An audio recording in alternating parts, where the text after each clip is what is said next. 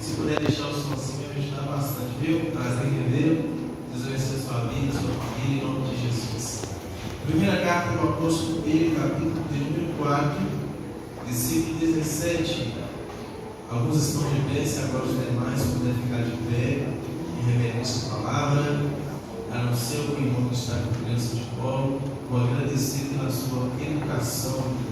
Glória a Jesus. O Espírito de Deus está aqui. Primeira carta do apóstolo Pedro, capítulo de número 4, versículo 17.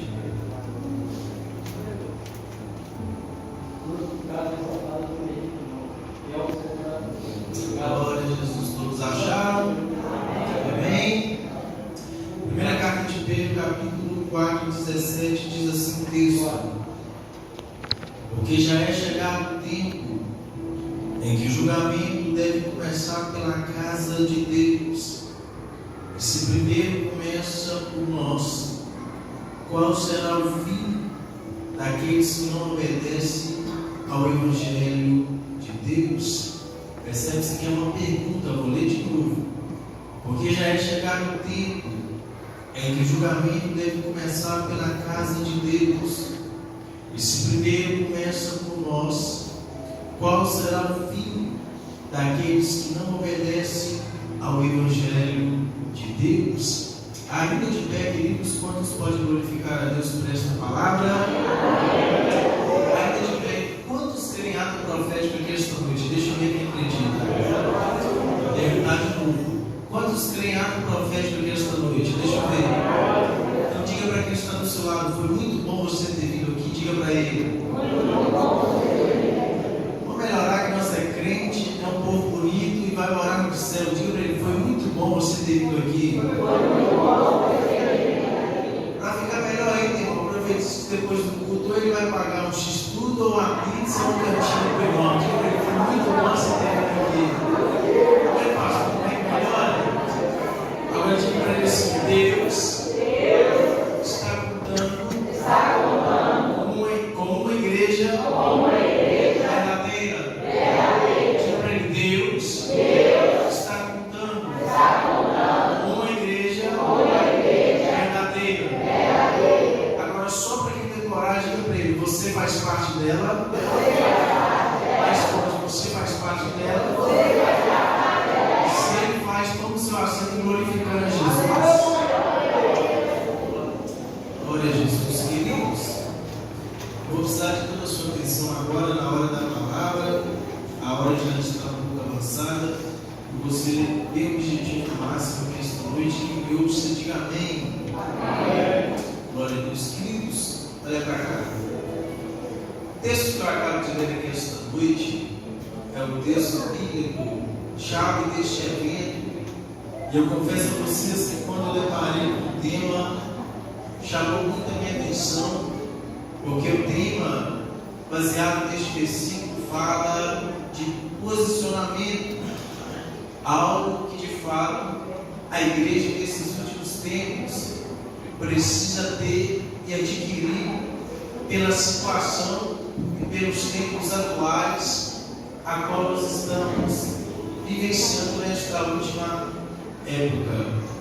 É interessante que este versículo que eu acabo de ler é um versículo que é uma pergunta que o apóstolo Pedro vai escrever direcionando a igreja.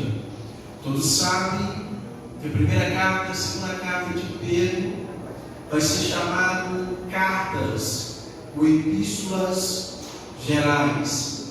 E tanto a primeira carta como a segunda carta de Pedro, para quem não sabe, vai ser da autoria do próprio apóstolo Pedro. Vai escrever a sua primeira carta há cerca de 60 a 63 anos depois de Cristo.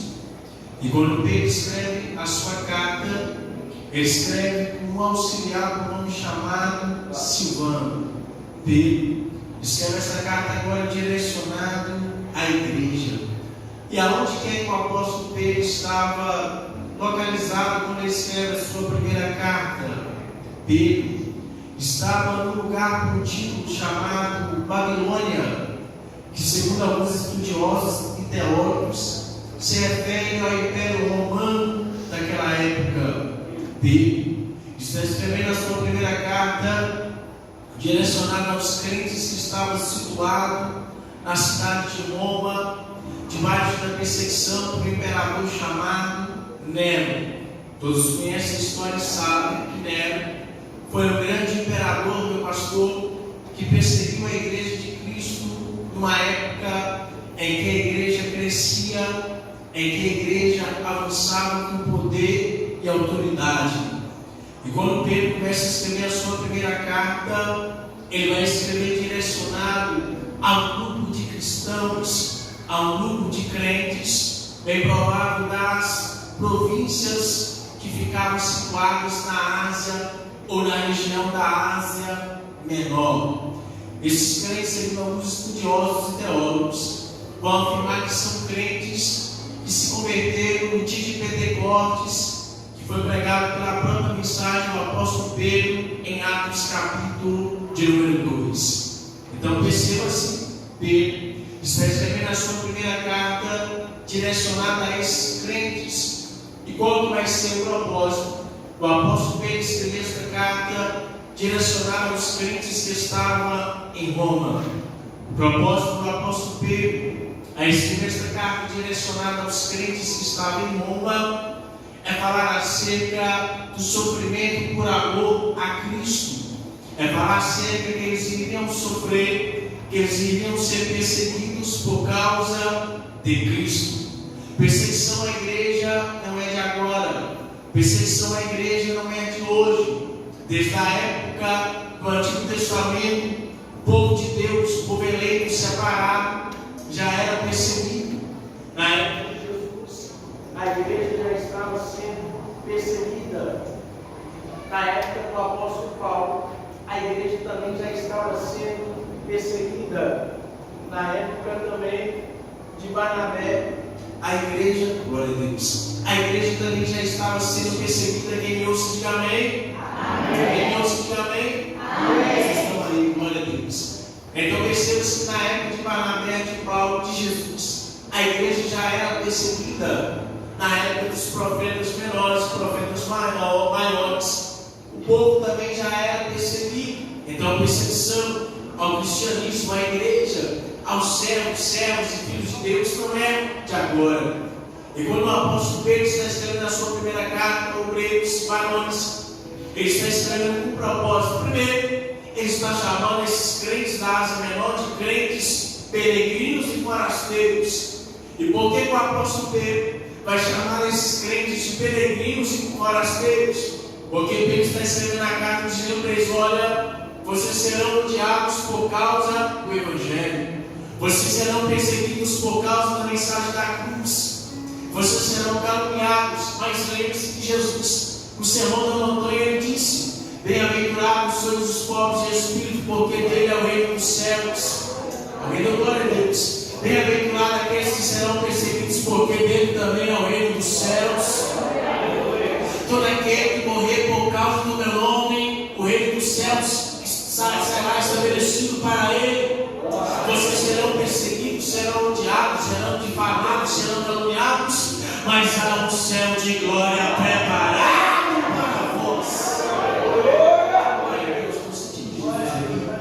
Então perceba-se que perseguição não é de agora, mas sobre o obreiro que o apóstolo Pedro está dizendo para ele: olha, vocês são peregrinos e forasteiros, vocês estão aqui na terra de passagem. Vocês estão aqui, mas a parte de vocês não é aqui.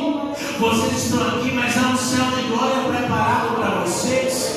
Vocês serão odiados, serão perseguidos, serão caluniados, mas se vocês permanecerem fiéis até o fim, grande será a recompensa da glória.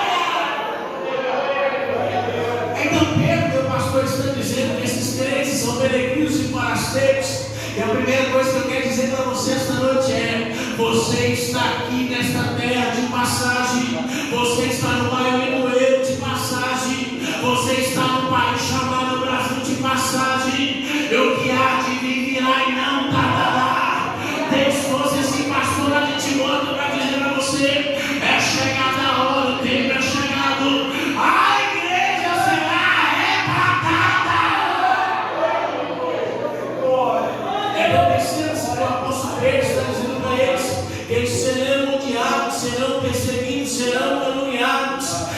se eles foram fiéis a Cristo, Cristo estará com eles. Você vai se lembrar que Jesus disse: no mundo tereis aflições, mas tem de ânimo nesse mundo. O apóstolo Paulo também vai dizer: porque eu, Paulo, considero os sofrimentos desse tempo presente. Levante a mão que eu vou profetizar. Levanta. Porque eu, Paulo, considero que as aflições desse tempo presente não são dignas de se comparar com a glória que há de ser revelada em nós. Levanta a pregadinha para quem está do seu lado. Essa perseguição não vai te matar, diga para ele. Essa dor não vai te matar, diga para ele. Há um céu de glória preparado para ele. Pedro está dizendo para eles que eles são cristãos peregrinos e forasteiros. E quando eu olho no capítulo 4 diante, olha para cá. Primeiro, Pedro começa a dizer para eles da seguinte forma: que Cristo padeceu por nós, que Cristo sofreu por nós, irmãos. Jesus sofreu, Cristo padeceu por nós. A Bíblia diz em João 3,16: porque Deus amou o mundo de tal maneira que deu o seu Filho unigênito, para que todo aquele que nele crê não pereça, mas tenha vida eterna. Cristo padeceu por nós. Pedro começa a dizer que ele sofreu por nós, ele padeceu por nós, ele derramou o seu sangue cabecinho na cruz do Calvário para sofrer por nós. E Pedro agora vai dizer que Cristo sacrificou a sua vida por nós. Ele nos amou mesmo ainda nós cientes pecadores. Olha que coisa tremenda. E ele vai dizer que Cristo morreu por nós. E qual que é o propósito que Cristo morreu por nós? Qual que é o propósito, pastor, de Cristo ter nos salvado? O propósito de Jesus a morrer por nós é para nos dar direito à vida eterna. O propósito de Jesus a morrer por nós é nos dar direito de entrar nas mansões celestiais. Alguém está dando glória a Deus? O propósito de Cristo morrer por nós é de ter o nosso nome escrito no livro da vida e entrar na nova Jerusalém. Pedro começa a dizer que Cristo padeceu por nós. Ele diz: se Cristo padeceu por nós, agora nós não vivemos mais os prazeres carnais. Se Cristo padeceu por nós, agora nós não vivemos mais a vontade do mundo. Porque Pedro diz: antes a gente se embriagava, antes a gente andava na concupiscência da carne, antes a gente andava nas orgias deste mundo, antes a gente comia na mesa de Satanás, antes a gente era escravo do pecado. Mas Paulo vai dizer: já estou crucificado com Cristo, não vivo mais eu, mas Cristo vive em mim. Levante a mão na igreja. Antes você era escravizado pelo pecado, antes Satanás roubava na sua casa, antes o diabo te humilhava, te escravizava, mas já estou crucificado. Agora não é eu mais que vivo só em mim, mas Cristo vive em nós. Cristo vive na igreja que está noiva. Ele vive em você, ele vive em você. Diga para quem está do seu lado: Cristo habita em nós. Pedro diz que Cristo habita em nós e agora nós pertencemos a Ele.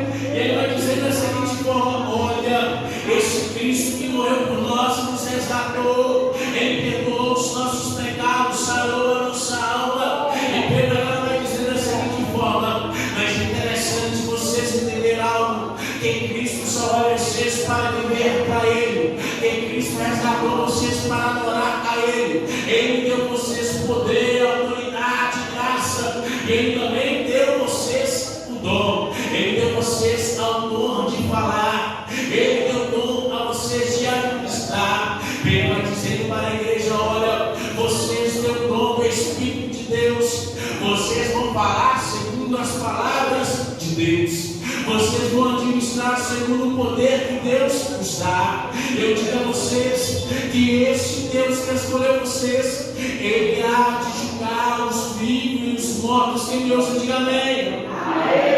Eu digo mais a vocês também, que este Deus que salvou vocês, em breve também Ele voltará para buscar a vocês. Vigiai e orai, tenha caridade pelos outros. E o que é caridade, pregador? Caridade é fazer o bem ao próximo. Eu só tenho amor ao próximo se eu tenho caridade. E uma das coisas que a igreja brasileira está precisando voltar a ter na última hora é a caridade. O apóstolo Pedro também vai dizer com a igreja da seguinte forma: que você seja hospitaleiro dos outros.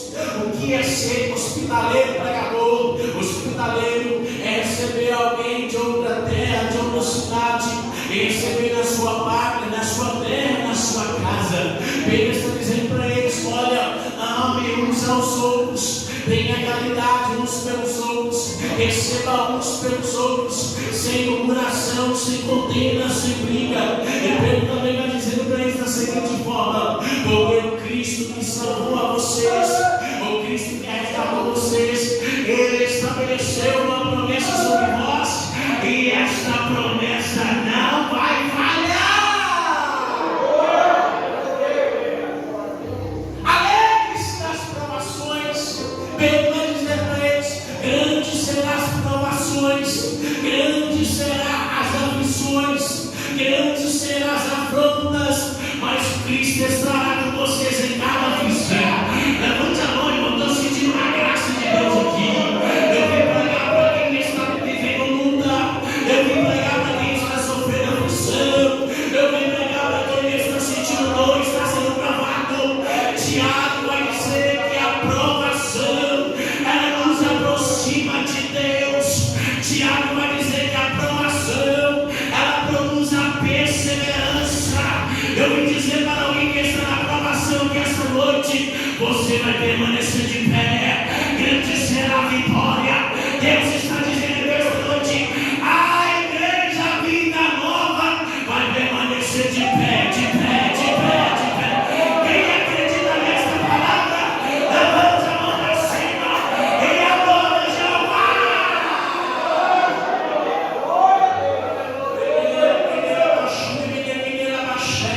Me ajuda a pregar para ele na mão de quem Deus te olha, por gentileza.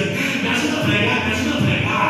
Para não sair para ver se ele está aqui no tudo. Diga para ele: esta provação não vai te matar. Diga para ele: esta luta não vai te matar. Diga para ele: provação amadurece o crente, provação aproxima o crente de Deus. Deus está dizendo aqui esta noite: a prova é grande, mas a vitória será maior. A prova é grande, mas a vitória será maior.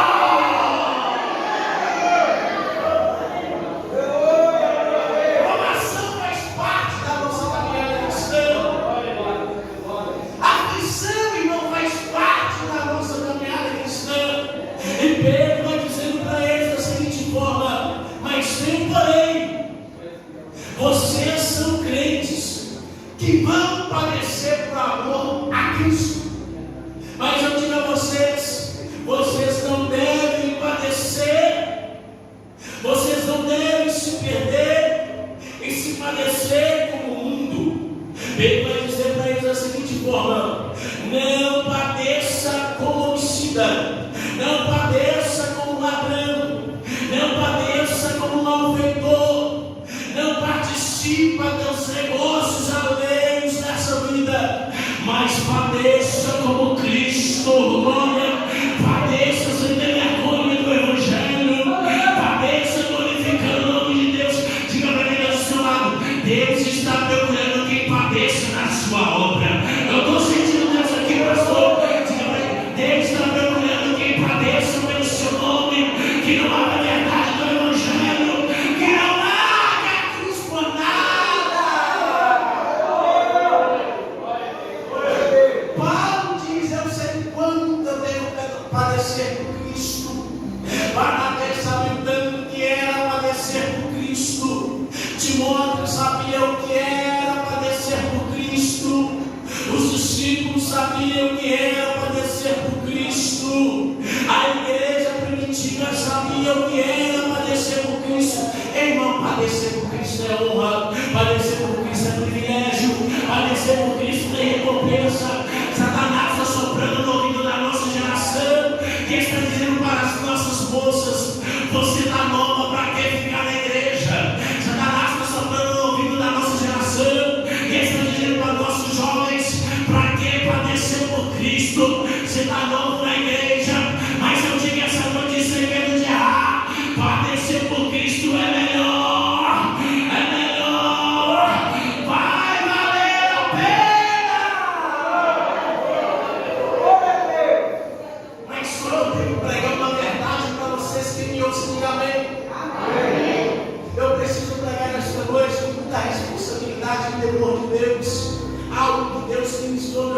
congregação.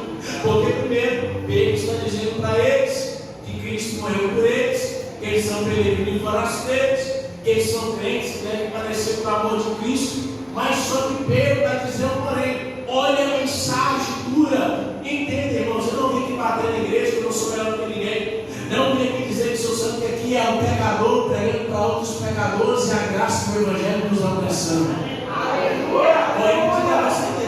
Aqui é um pecador pregando para outros pecadores e a graça do Evangelho nos alcançando.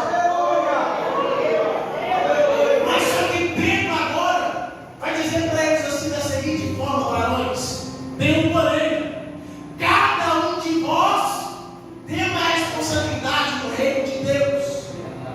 Cada um de vós carrega um peso. Quer ministério? Tem peso. Quer fazer missão? Tem peso. Quer ser pastor? Tem peso. Quer ser pregador? Tem peso. Quer ser missionária? Tem peso. Quer sair pregando como pregador itinerante em vários lugares? Tem peso. Quer ser professor da escola dominical? Tem peso.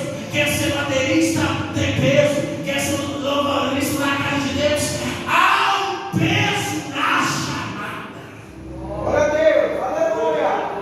E é isso que muitos da minha geração não estão entendendo na última hora. Irmãos, há um peso na chamada. Glória a Deus. Há uma responsabilidade que cada um de nós carrega. Porque o problema também é que tem muitos crentes que acham que o peso só dá no pastor porque ele tem um cargo eclesiástico. Mas você também, como membro, carrega o peso de Deus na sua vida. É por isso que agora o apóstolo Pedro vai dizer: tem um porém, e eu tenho falando a verdade a vocês. Aí parece que eu vejo Pedro, pastor conjecturando, eu escrevendo a carta, falando: escreve aí, Silvano, que eu tenho que falar para eles. Escreve aí, essa verdade não tem que ser direcionada a eles. Aí parece que eu vejo escrevendo, falando da seguinte forma: tem porém, o juízo de Deus virá sobre a igreja. Porque primeiro, há dois juízos. Quantos juízos? Não, vocês estão aí para de graça. Há quantos juízos? Vou repetir de novo. Há dois juízos. Quantos juízos? Primeiro juízo de Deus na terra. Destruiu a terra com a água na época de Noé. Segundo juízo. Agora Deus vai destruir a terra com fogo. Na segunda carta de Pedro, Deus agora vai destruir a terra com fogo. Aí é por isso que agora Deus começa a falar para eles: mas porém, vocês irão acontecer como cristão, não tem que se envergonhar por causa de Cristo, mas é chegado o tempo, e o tempo é chegado agora. Aleluia. É chegada a hora, e a hora é chegada a hora. Perceba-se que Pedro vai fazer uma pergunta, e aqui eu quero aplicar e pregar sobre o posicionamento. Quem está aqui, diga glória a Deus.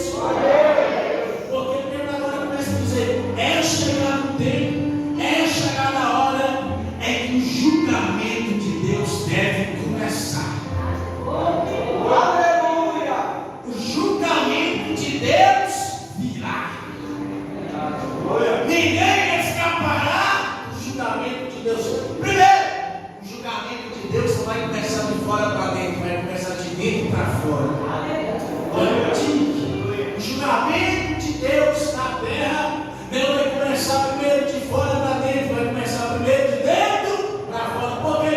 Porque Pedro vai dizer: primeiro julgamento de Deus vai começar no meio do povo, vai começar dentro do templo, vai começar no meio da congregação. Cada um na casa de Deus será julgado. Ei, irmãos, eu, você, nós, cada um de nós seremos julgados. Eu tenho que pregar a verdade aqui. Se você não gostar, o problema é seu. Meu compromisso é com o Evangelho. Muito respeito, eu vim aqui pregar a verdade. Eu vim aqui como um massagista passar a mão na cabeça e erro de ninguém. Eu vim aqui como um profeta de Deus. Diga, Senhor, esta noite, porque muitos não aguentam mais, pastor, não quer mais ouvir a verdade.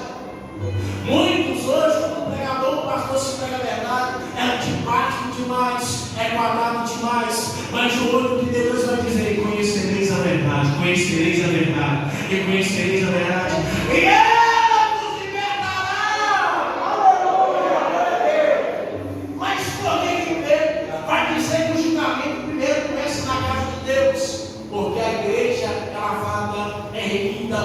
comprado por Cristo. E que julgamento é esse? A Bíblia Sagrada diz para nós que no grande dia que Cristo vier buscar a sua igreja, vai existir o tribunal de Cristo. Em o tribunal de Cristo seremos julgados pelas nossas obras, sendo ela boa ou sendo ela mal. Todos os crentes serão julgados, todos serão julgados. Seremos julgados quando Cristo arrebatar a sua igreja.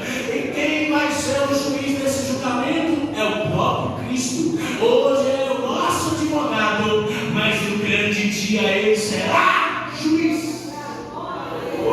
E Pedro vai dizer que todos nós iremos comparecer, todos, criança, adolescente, jovem, ancião, homem, mulher, todos, pregadores, cantores, pastores, levita, diácono, presbítero, evangelista, apóstolo, bispo, todos irão comparecer ao grande tribunal de Cristo. E por que nós iremos comparecer ao grande tribunal de Cristo? Porque o que significa a palavra compadecer? Repete comigo, compadecer. Não, vocês vão aí, repete comigo, compadecer. Comparecer. Comparecer significa tornar conhecido, aberto ou publicamente. Deus vai falar conosco cara a cara, publicamente. Estou sentindo Deus aqui, irmãos.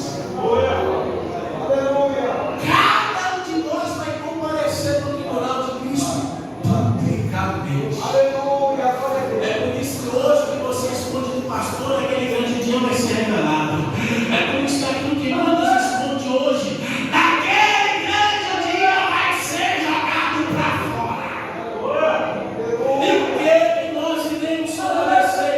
Nós iremos comparecer a Cristo perante os nossos atos secretos, perante o nosso caráter, segundo as nossas palavras, segundo as nossas obras, segundo as nossas atitudes, os nossos motivos. Nós vamos comparecer ao tribunal de Cristo por causa da nossa falta de amor. Nós vamos comparecer ao tribunal de Cristo perante o ministério que Ele nos confiou. Nós vamos comparecer ao tribunal de Cristo com a nossa fidelidade e com a nossa infidelidade. E por que seremos julgados? Pelas nossas obras boas, pelas nossas obras más. Tem algo que Deus deu para cada ser humano que se chama livre-arbítrio.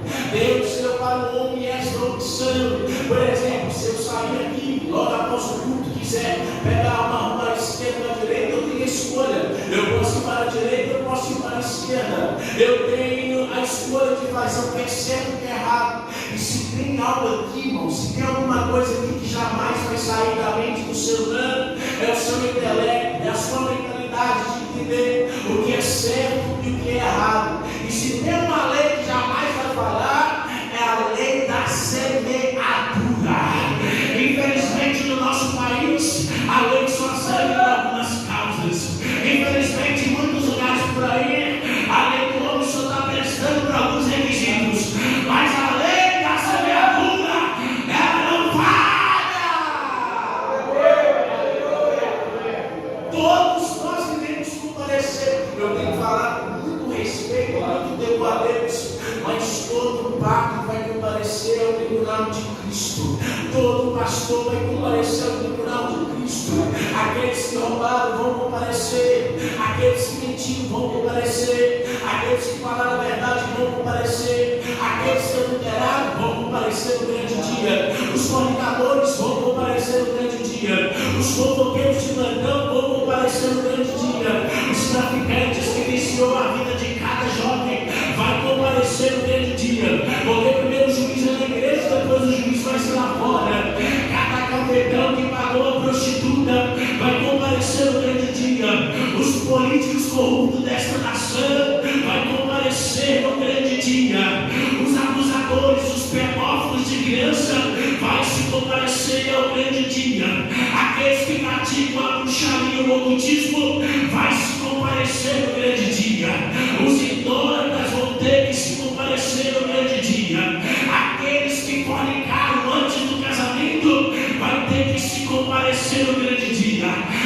Aqueles que pagam e não compram, vai ter que comparecer no grande dia. Aqueles que zombam da fé, aqueles que brincam de profetizar, aqueles que brincam de falar em estranha, vão comparecer no grande dia. Aleluia.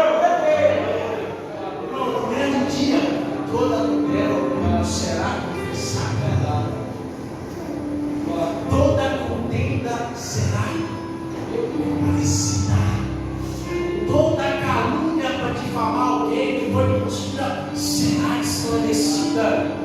Isso será tanto para as ovelhas como para os bodes, isso será tanto para os lobos como para as ovelhas, isso será tanto para o joio e para o trigo. Mas também eu tenho uma notícia boa: vai comparecer naquele grande dia aquele que foi fiel à sua palavra, vai comparecer naquele grande dia aquele que não desprezou a mulher da sua mocidade, vai comparecer naquele grande dia aquele que amou a Bíblia, pregou a verdade, andou nela, vai comparecer naquele grande dia aquele que honrou o nome de Deus, aquele que foi fiel. Eu sei que essa mensagem é difícil para a glória de Deus, mas o Espírito Santo está dizendo prega, porque quem tem ouvidos ouça o que o Espírito diz às igrejas. Mas olha para cá, quem ouça, diga amém. Mas só que você parou para pensar, para encerrar que a minha hora se foi, que o tema é posicionamento. Que eu preguei do seu lado, posicionamento. Agora eu digo para ele: você tem se posicionado? Não, é só ter de coragem também. Você tem se posicionado? E você, pregador, tem posicionado? Pegou para mim?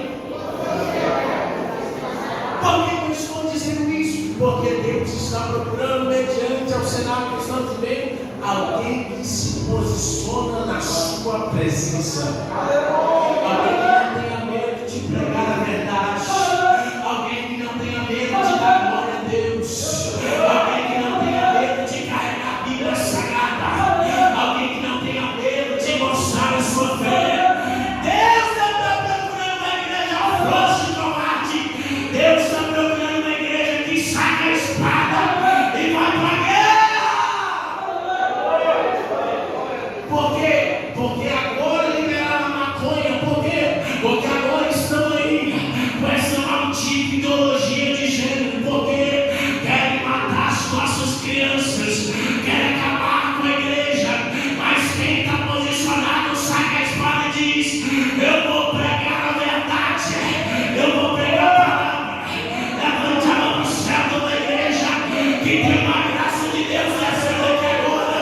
E Deus está dizendo: é tempo da minha igreja se posicionar na terra. É hora da igreja voltar a pregar a palavra.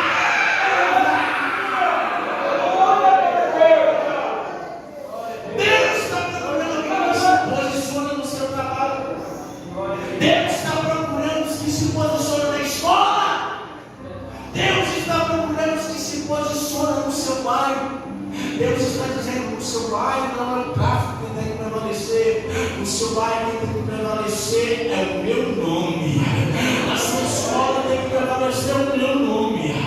Na faculdade tem que prevalecer o meu nome. É por isso, irmão, que eu tenho que falar a verdade. Eu não vim pregar para medroso, porque os covardes voltam para trás. Eu vim pregar para quem quer posicionar. Aleluia. Glória a Deus. Posicionar pode custar a própria vida. Quem se posiciona na obra de Deus será odiado, será caluniado, não terá muitos amigos, será rejeitado, mas temporário. Até ela rejeita, mas você aceita. Até ela pode rejeitar, mas o Senhor está dizendo: fala! Muitos pregadores pararam de pregar sobre o céu. Muitos pastores pararam de falar com fé. Muitos, é claro que não vou generalizar, mas hoje muitos pararam de pregar a verdade por causa do medo de perder seguidor, de perder fama, de não ter oferta, de não ter o cachê alto, mas existe aqueles ainda que não se dobraram, oh glória. Existe ainda aqueles que não se venderam, oh glória. Será que ele está aqui esta noite nesta casa? Existe aqueles que ainda não vai adorar Baal. Existe aqueles que não vai abrir mão do talento que Deus deu. Existe aqueles que vão posicionar.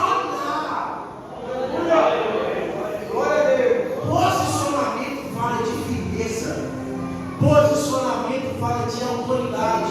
Ei, Pai, você é autoridade na sua casa como sacerdote. Ei, Pai, você é autoridade sobre a vida dos seus filhos. Ei, mulher, você é autoridade na vida dos teus filhos. Ei, pastor, você é autoridade sobre o rebanho que Deus te deu. Ei, coordenador, você é autoridade sobre a equipe que Deus colocou para você governar. Ei, professor da EBB, você é autoridade sobre os seus alunos. Deus está dizendo: eu estou procurando líderes que se posicionam. Eu estou procurando pregadores que se posicionam. Eu estou procurando missionários que se posicionam e dizem: eu não abrirei mão da minha comunhão com Deus. Porque posicionar dentro da igreja é fácil. Posicionar aqui dentro é uma maravilha. Mas se posicionar no sistema lá fora, aí que eu quero ver. Posicionar como bateu lá fora, aí que eu quero ver. Posicionar como tráfico de droga na nossa cidade, aí eu quero ver. Posicionar como essa ideologia maldita, aí eu quero ver se você é crente de verdade. Porque crente de verdade, ele é o diabo. Mas eu aprendi que é melhor, pastor, eu subir para o céu quadrado do que descer em agora. Eu aprendi que é melhor eu ser odiado pelos homens, mas ser aplaudido pelo céu. A verdade é que muitos aplausos e mataram os nossos profetas. E não vamos para a Bíblia, vamos para a Bíblia.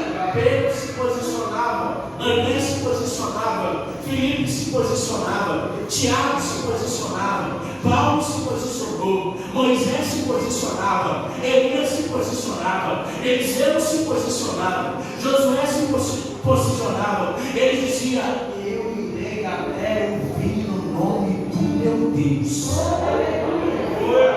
Quem se posiciona na obra de Deus não tem vergonha. Quem se posiciona na obra de Deus não tem medo. Vocês estão aí? Quem se posiciona na obra de Deus, ele é corajoso. Você já viu um soldado no exército? Olha para cá. Um soldado, quando ele está preparado para a guerra, ele está com a espada na mão, ele está com a lança na mão, ele está com o escudo, ele se posiciona para a batalha. Deus está dizendo: soldado que é soldado, ele está armado dentro dos dentes.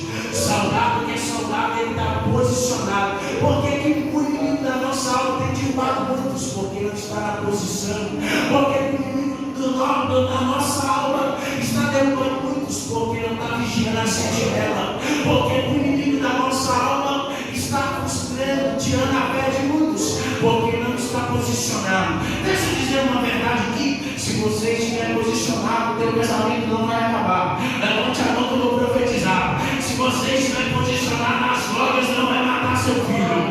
Se você estiver posicionado, a prostituição não vai pegar a sua filha. Se você estiver posicionado, a ideologia de gênero não vai estar na sua casa.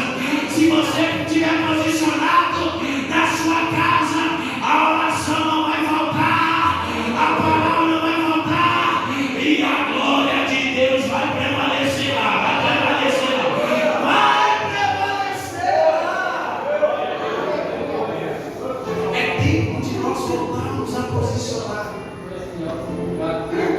Talvez eu estou pregando para crentes que estão aqui essa noite e já se posicionou muitas das vezes. Talvez eu estou pregando para homens e mulheres que nesta noite olhando para cada um e estão pensando que já se posicionaram, mas por causa do medo saiu da direção. Mas o Espírito de Deus está dizendo essa noite: eu te chamei para posicionar. Eu te chamei para levar o meu nome. Eu te chamei para ser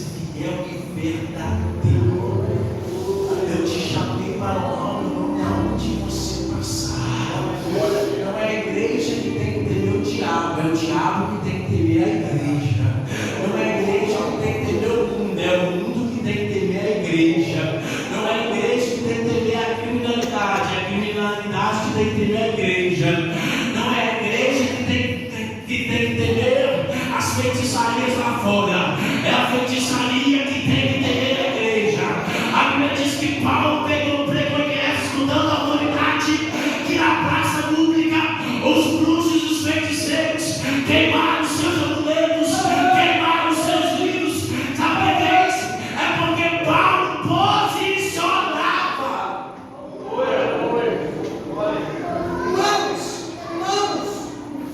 Pedro morreu crucificado de cabeça para baixo.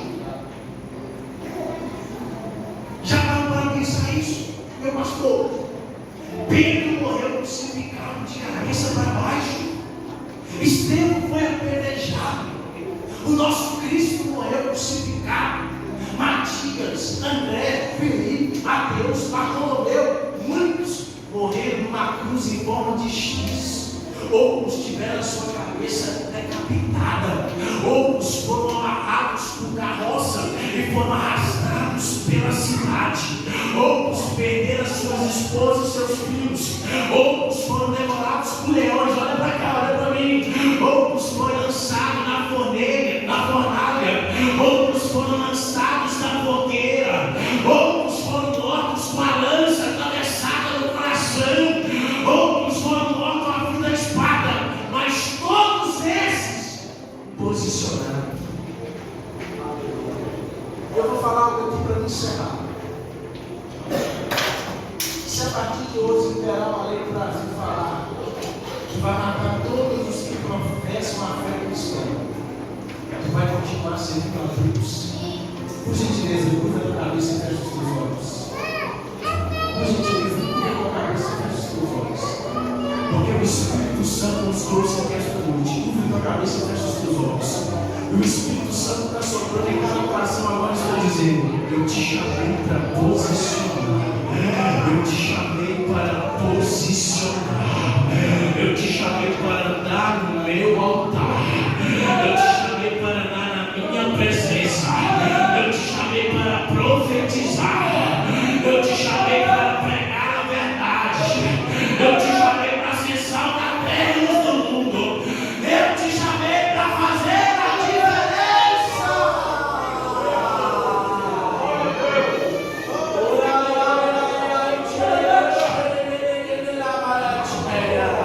O Espírito Santo está te confrontando e agora está dizendo: volte a posicionar, volte a cantar, volte a orar, volte a pregar, volte a jejuar. Se posiciona!